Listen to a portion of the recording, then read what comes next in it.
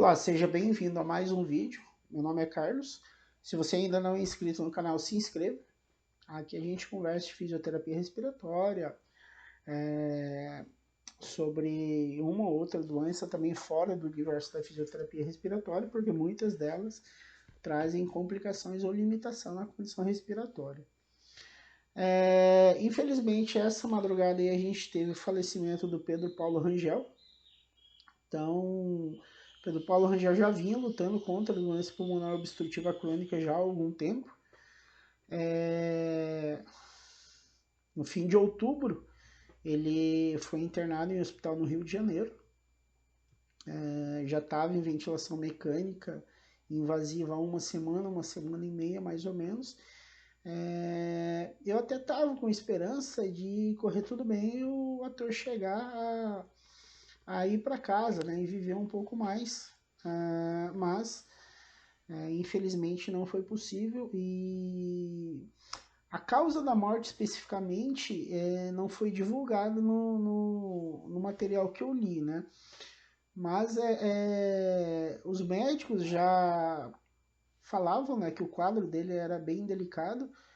Uma pessoa com 74 anos com diagnóstico de DPOC com certeza vai ter um quadro bem delicado e infelizmente, né, não foi possível a gente receber a notícia da alta do Pedro Paulo Rangel. Isso assim, me abala um pouco. Eu não era fã do Pedro Paulo Rangel, né, mas de certa forma me abala um pouco porque eu sei bem qual que é a realidade do paciente com doença pulmonar obstrutiva crônica. Não é uma realidade fácil, uma limitação física grande, remédios caros, né? Até o tratamento de fisioterapia também não é um tratamento barato. Fisioterapia hoje ela é reconhecida como um tratamento adjuvante, um tratamento importante para quem tem doença pulmonar obstrutiva crônica. Acho que o que mais afeta a vida desse grupo de pacientes, na verdade, é a limitação física. No caso do Pedro Paulo Rangel, ele estava trabalhando até outubro, né? Então trabalhava até outubro, ele estava com uma peça em cartaz lá no Rio de Janeiro, e teve uma exacerbação da doença, uma recaída, a exacerbação é uma recaída da doença e foi internado. Então, assim, inúmeras são as causas que podem levar um paciente a óbito, né? Um paciente que está em ventilação mecânica, não, em ventilação mecânica invasiva. Então, isso daí, a causa específica da morte dele, isso fica a cargo, né, da equipe que cuidava dele para definir. Mas a gente vai conversar aqui sobre alguns fatores, né, que dificultam bastante o prognóstico da vida do paciente com doença pulmonar obstrutiva crônica e principalmente, né, das pessoas idosas. E assim, duas situações basicamente eu vou trazer que eu acho relevante, eu acho que servem para o cuidado de um modo geral. Assim, o paciente que tem doença pulmonar obstrutiva crônica, ele é um paciente que a característica da doença é limitar o fluxo de ar. Por que acontece essa limitação? Ela acontece porque existe um estreitamento da via aérea, né? Então, entenda a via aérea como se fosse canos que passam pelo pulmão. Esses canos, eles passam a ficar estreitados. Quanto maior a complexidade da doença, mais estreitamento esses canos, que são as vias aéreas, possuirão. Isso faz com que o coração trabalhe mais. Então, existe uma tendência, né, do coração do paciente com DPOC ele ser mais fraco. A gente chama de cor pulmonar isso. Então, o coração bate muito durante a vida para compensar essa dificuldade respiratória. E esse coração, qualquer pessoa que tem um coração fraco já vai ser uma pessoa mais debilitada. Possivelmente isso se passava com Pedro Paulo Rangel. É muito comum também a gente ver pacientes com doença pulmonar, principalmente com uma idade avançada, se a idade avançada é acima dos seus 70 anos, o Pedro Paulo Rangel estava com 74, desenvolver problema renal, né? Isso porque o rim também ele vai se deteriorando com o passar do tempo, né? Só o fato de ser idoso já traz uma dificuldade no coração e uma dificuldade, sim, na função renal. E principalmente a dificuldade na função renal é um agravante ali no prognóstico na ventilação mecânica, né? Então são essas as dificuldades que o paciente com doença pulmonar obstrutiva pode encarar. Tá? A mais significativa assim, é essas alterações cardíacas. Né? Não são todos os pacientes com doença pulmonar obstrutiva crônica que desenvolvem essa deficiência no coração aí que eu falei para vocês, mas em alguns casos ela é bem comum, pode acontecer. No caso da minha mãe, ela não tinha necessariamente uma doença pulmonar, né, mas ela tinha um nível ali de fraqueza no pulmão dela, no coração dela. Né? Então, não é só a característica do paciente com doença pulmonar. Hoje, a doença pulmonar obstrutiva ela é tida como a terceira ou quarta causa de morte no mundo. Então, de um modo geral, é uma doença que acomete fumante e ex-fumantes. Porém, ela é uma doença tratável, né? Dá para você tratar. Você pode ter uma qualidade de vida significativa. No caso do Pedro Paulo Rangel, ele trabalhava até outubro, ele estava trabalhando, né?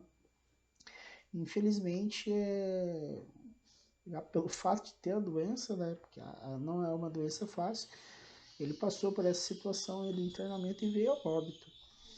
As recidivas da doença que podem ter acontecido com ele provavelmente deve ser pneumonia. Tá?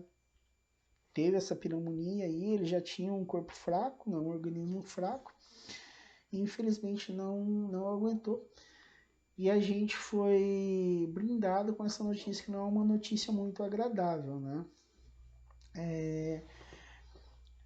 Agora, assim, o que a gente pode fazer de relevante, né, para tentar ter uma qualidade de vida, principalmente se você é um paciente com DPOC ou tem uma doença pulmonar comum,